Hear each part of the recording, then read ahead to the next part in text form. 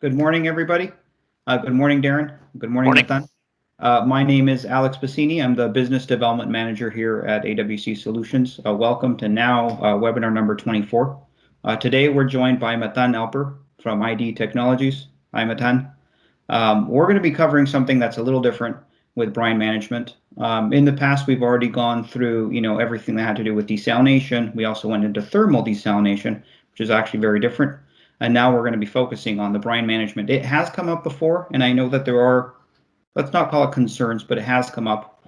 I labeled this as RO brine management, and Matan came back and corrected me saying, well, it's not only for RO, right? It can be used across the board in a lot of other applications. So if this is your first time, thank you for joining us. If you've been with us before, welcome back. This is some of the webinar series that we've been working on here over the last 6 months. Here are some of the new ones that we're doing. If anybody's missed any of these, make sure to take a look at the YouTube channel. They're all on there and recorded, so you can have a quick look. If a little background about us, AWC Solutions, we've been around for 40 years. We have close to 600 water and wastewater treatment plants worldwide. We normally divide them into 3 different categories. We have everything that has to do with potable water, clarifiers, staff, tube settlers. It's kind of our bread and butter. When we go into wastewater, we go into MBR and MBBRs. And then, of course, we've got skid-mounted systems. Brine management will not really fall under any one of these very particular ones, but it's something that can be connected to a lot of these. So with that said, we're going to bring it over to the brine management. Matan, are you ready? Yeah, I'm ready. Okay, perfect. Take it away. It's all yours. Great. So let me just share my screen. Okay, can you see my screen? Yes, we can. Perfect. Okay, so hello. I'm hearing myself. There is an echo. Okay. Hi, everyone. Thank you, Alex. Thanks, AWC, for having us. I'm happy to be here today. My name is Matan Alper, as Alex mentioned. I'm a business development and product manager here at IDE Technologies. And today, as Alex mentioned, we'll be talking about brine and how to manage it. So without any further ado, let's just dive in. So we'll start with a few words on IDE for those who are not familiar with us. We'll talk a bit about what exactly is brine, and probably not exactly what you thought, the challenges of treating brine and why you have to manage it, and finally, talk about IDE's membrane-based solutions for brine management. So let's begin. So IDE was established back in '65, and since then we've been providing advanced water treatment solutions, including desalination, industrial wastewater, and reuse, both in membrane and thermal technologies. And since '65, we have installed more than 400 plants in over 40 countries. And as you can see, we have offices and representations all around the world, the US, India, Chile, where the headquarters is in Israel. IDE provides a wide range of advanced water treatment solutions. The first is, of course, desalination, where IDE has a special and unparalleled experience in designing and building mega-sized projects around the world. Next, we have industrial water treatment, where we know how to offer an end-to-end solution with our thermal and high recovery RO systems as the core technology. And lastly, IDE is also well invested in wastewater reuse treatment with our PFRO eco reuse treatment. So what is brine? Brine is quite a loose term in the water industry, and actually relates to many types of water. Most people consider it as only just high salinity RO brine at 6 to 8% TDS. But the fact is that brine is a much wider term that includes all sorts of brine, from 0.15% TDS up to 25% TDS. And also, when we refer to brine, the TDS is not the most relevant and important aspect, but the water chemistry is. So besides the obvious RO brine actually has many sources, starting from cooling tower blowdown, mining, whether it's tailing ponds, acid mine drainage, SGD, produced water, and basically almost every industry or plant has some sort of brine that is either being disposed, accumulated in some way, but eventually requires management and a solution. So there are several outlets for brine. It can be through direct discharge, surface discharge, through evaporation ponds, deep well injections, whether it's a discharge to wastewater treatment plants. But what is common to all of those different disposal methods are the fact that it's more economical to minimize as much as possible and reduce the disposal capacity and therefore the cost, and increase the water availability to the process. So every option you choose eventually requires, or it's beneficial to minimize and reduce brine as much as possible. But why is it called management? What is there to manage? Why is it so difficult to handle brine? So treating brine is actually considered one of the biggest challenges today in the field of water treatment. Industrial brine and brackish water RO brine are governed by water chemistry, as opposed to seawater, which is governed by the maximum operating pressure. The four main issues with treating brine are fouling, because of brine velocity is low as you increase recovery. Changes in feed, which is just the nature of industry operation, such as cooling tower blowdown, which can change on a daily basis. Biofouling, which in stable and constant hydraulic conditions induces biofouling. And scaling, also long-term operations in supersaturation conditions also induce scaling. So you can say, why not just increase recovery by adding another RO stage and another stage and another stage? You can see here an example of a 2-stage configuration and a 5-stage configuration. But adding more and more stages is just fighting the problem and not solving it. So adding more stages in a conventional RO may increase recovery, although you have a glass ceiling you can reach, but it comes at a very high operational cost. The last stages will do most of the work. The scaling and fouling on the last stages will be severe, with frequent cleaning, high frequency of membrane replacement, a lot of O&M into it. And the reason is that increasing recovery just by adding stages causes precipitation of sparingly soluble salts such as calcium carbonate, calcium sulfate, silica on the membranes. And as you increase the recovery with just adding more stages, you eventually get to a very low brine flows. That means lower shearing velocities, which further increase the tendency for precipitation of sparingly soluble salts. So to tackle that, you can go two ways. First, you can improve the flow regime, reduce and decrease the concentration polarization effect on top of the membranes by changing the flow regime, or you can just remove the sparingly soluble salts out of the equation, remove them from the water. So this is an example of a cooling tower blowdown treatment project we have right now in South America. You have here quite low salinity, so 0.8% TDS. You have calcium carbonate, calcium sulfate, barium sulfate, and silica as limiting factors. And you can see on the left-hand side what conventional RO can do under the limitations of anti-scaling. It can do 55% recovery. When you go up to 75% recovery, you already have calcium carbonate supersaturated. And when you push it to 96% recovery, which is the recovery we will work in, you have calcium carbonate, calcium sulfate, barium sulfate, and silica all way supersaturated. So the question is, how do we get from the 55 to the 96% recovery, which is dramatic for disposal capacity and disposal costs? So as we said, the conventional way, you can take a 4-stage RO, you maybe get 70 to 85% recovery. You can either dispose of it, or if you're in a ZLD process, continue into a small or somewhat smaller thermal evaporator crystallizer unit. Or without pushing too much stages, you can do a 2-stage RO. This will probably give you roughly 50–60% recovery. You'll have quite a substantial capacity to get rid of, or if it's a ZLD process, a very big and very expensive thermal system on the tail.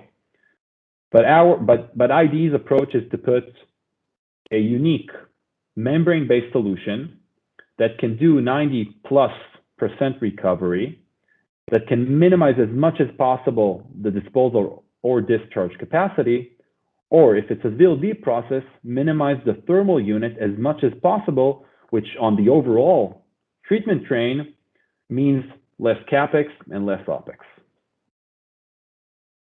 So let's dive into the first of IDE's technology for brine management. It's called the Max H2O Disalter.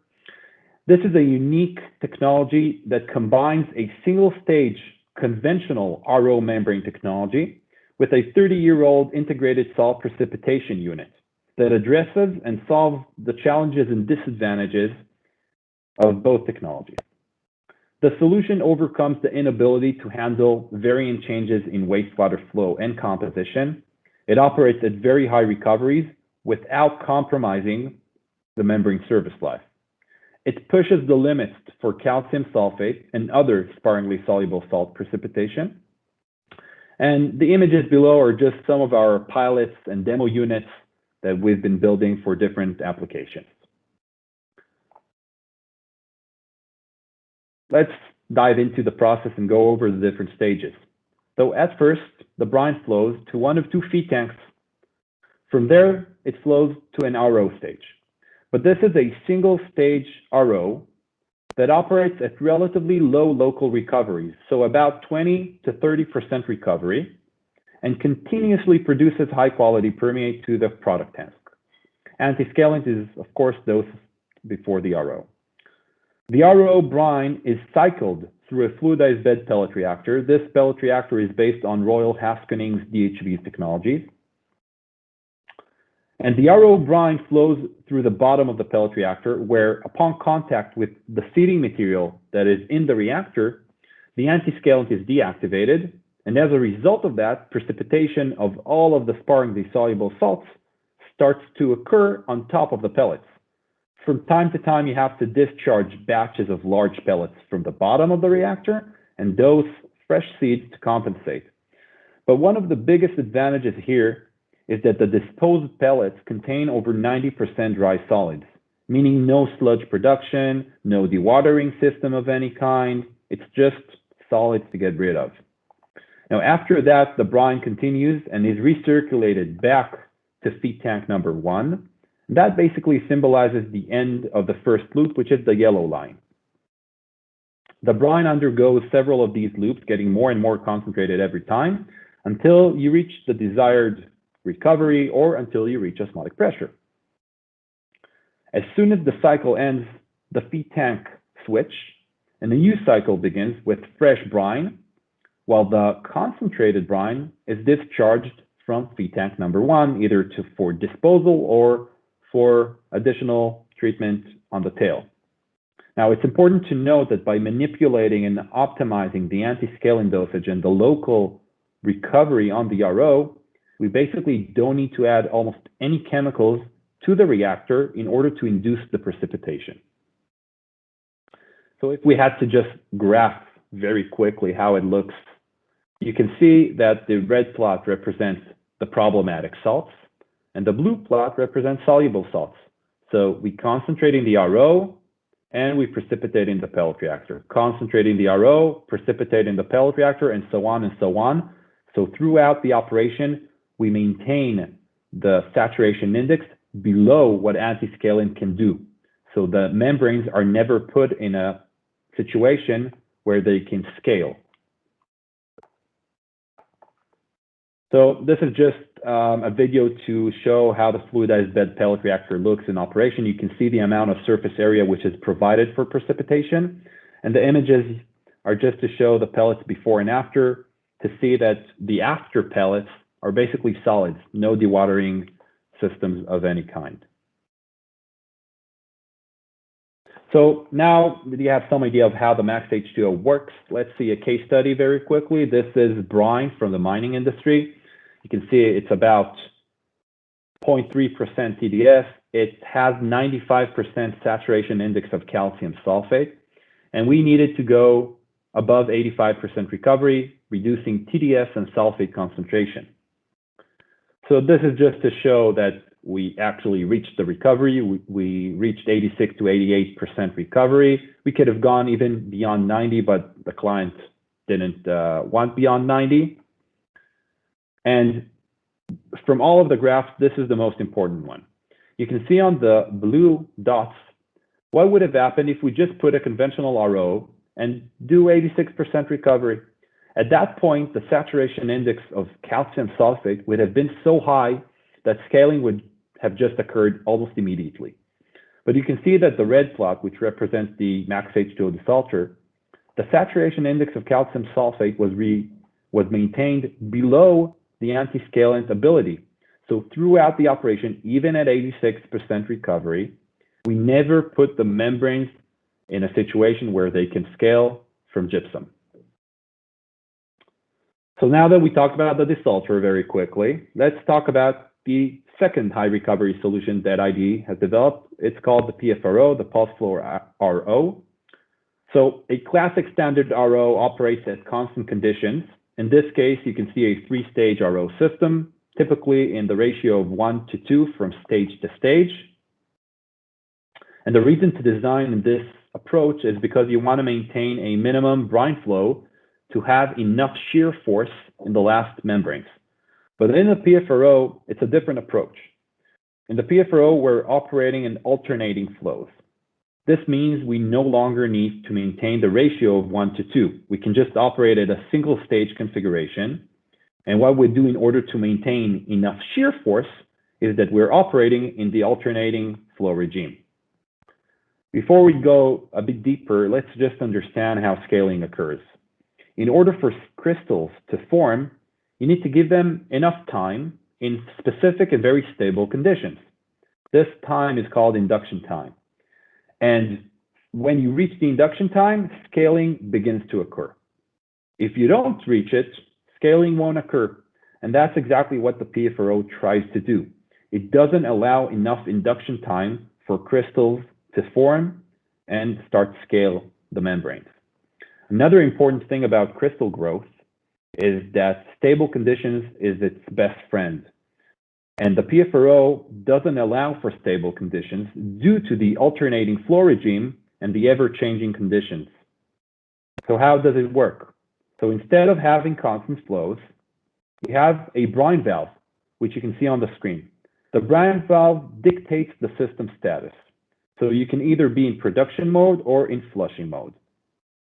So each bundle of pressure vessels, typically 6, have a common brine valve and it opens and closes. When the valve is closed, as you can see here, we're in production mode. This is a dead end filtration, and you get 100% of the water as permeate. Now, when we change the mode and we basically open the brine valve, you enter the flushing mode, where the brine valve is open, and what happens here is that the water that was left inside the pressure vessels leaves the brine pint, and it does it very, very fast with a high shear force. So the concentration drops down because the high TDS water left the system, and new water is being fed to the pressure vessels. Now, if you compare it to a standard RO, the concentration is constant, but in the PFRO, it always oscillates with each cycle. And when we look at the brine flow, you can see that we only have brine flow during the flushing mode. That's compared to the brine flow in a standard RO, which is also constant. Now, one major advantage of both the max H2O Disalter and the PFRO is the ability to handle biofouling. Industrial water and brine usually have concentrations of organic loads. And a big limitation of conventional RO for brine management is that they don't handle organic loads very well. And as soon as you increase recovery to minimize brine even more, the membrane just clogs up with biofouling. Now, bacteria gain energy by metabolizing organic matter, and they waste energy on movement and adaptation to changing conditions. In most technologies, as we just showed in conventional ROs, the conditions are stable. They're constant. TDS, pressure, osmotic, everything is stable. And that gives the bacteria all the time in the world to just grow, reproduce, and form biofouling. But in the max H2O Disalter, you have the cycle, the loop, which changes conditions all the time. In the PFRO, you have the brine valve, which opens and closes all the time. So both technologies tackle this situation a bit differently, but both of them are changing the conditions all the time. And this just makes the bacteria crazy. They have to adapt all the time to the different conditions instead of growing and reproducing. So both technologies lower the tendency for biofouling to occur. Also, both of them are working at shear velocities which are 3 to 4 times higher than typical RO, which also acts as a kind of a mechanism. Obviously. Yeah. Hear a lot of echo. Oh, there you go. So this also acts as kind of a mechanical flushing mechanism that helps prevent the formation of organic matter as well. So this is a case study of the PFRO. This is a classic brackish water RO brine minimization. So the BWRO plant is working at a 2-stage configuration, 80% recovery, and they want to minimize brine even more. So we took this brine, and you can see this is already quite high salinity. We're talking about 2%, and a typical RO with anti-scalant would have been able to do 30% recovery on the brine. But we are working at 68% recovery. You can see here the LSI of the brine coming out of the PFRO. 68% recovery requires cleaning from time to time, but 55% recovery, you can just go and it's a very sustainable solution. So a 25 to almost 40% increase in recovery by using the PFRO compared to a typical RO system. This is just to show some data. You can see that the 68% recovery trend line, and you can see an indication of membrane scaling, usually the specific flux. You can see that the specific flux is constant, which indicates that scaling is not occurring on top of the membrane. So thank you very much for joining us and listening on Brine Management, and I'll give it back to Alex.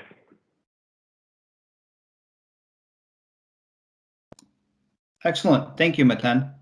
So we're going to open it up to some questions here. We already have quite a few questions coming in, so we're gonna try to get to them in a minute. You can see my screen there. We just kind of left it open there. So the first couple questions we had, actually, we'll go through some of them, and then I took some notes as well. The first one we have here are there any disposal issues for the spent pellets? So okay, where do you take them?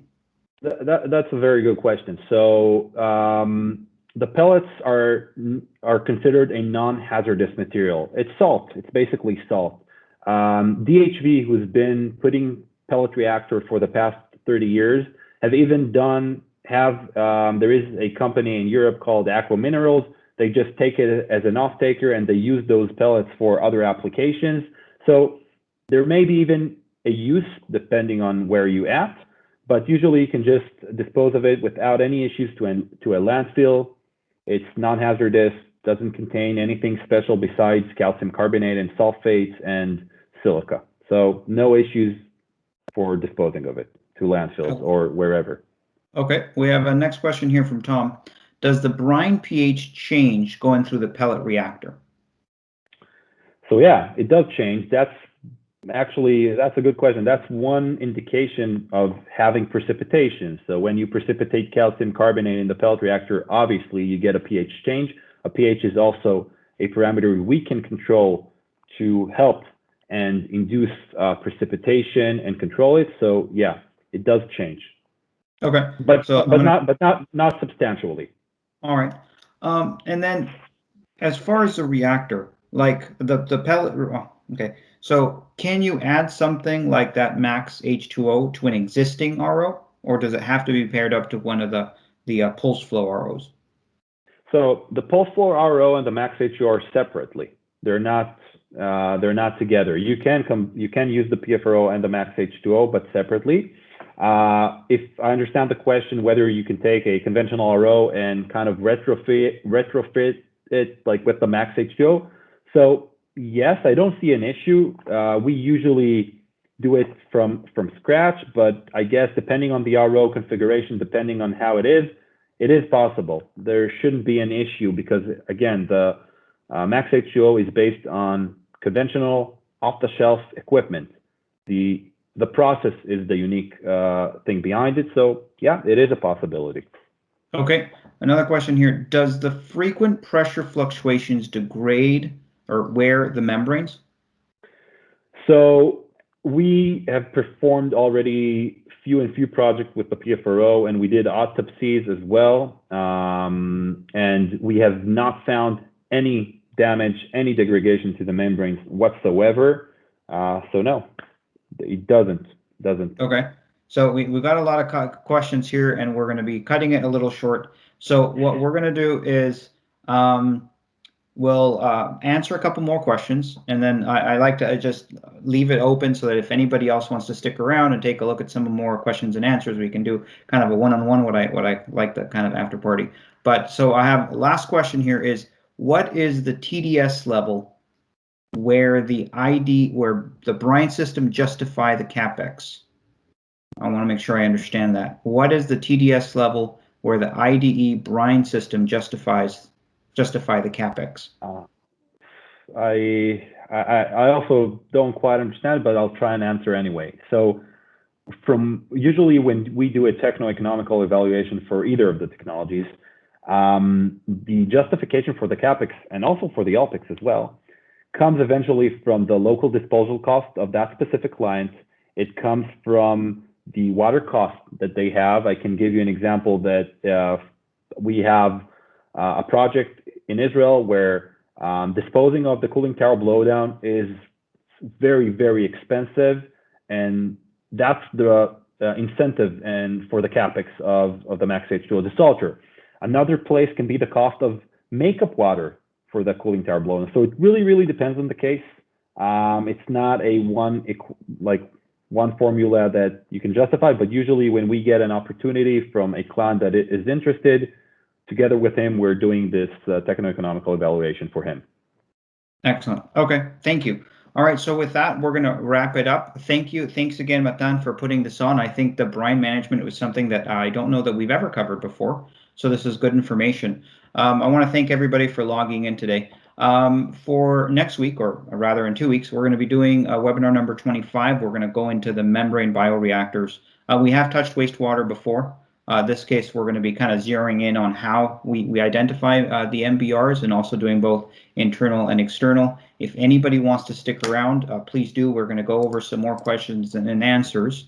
Don't forget a little plug-in, shameful plug on the YouTube channel. Please tune in. If you haven't seen any of the other ones or you want to review some of these, you can do that on there. And then if you have any questions, of course, there is Matan's contact information and any emails. You can send him a quick note. So thanks, everybody. Thank you for tuning in, and I will see you in 2 weeks. And again, if anybody wants to stick around, go ahead. So thank you. Bye. Thank you.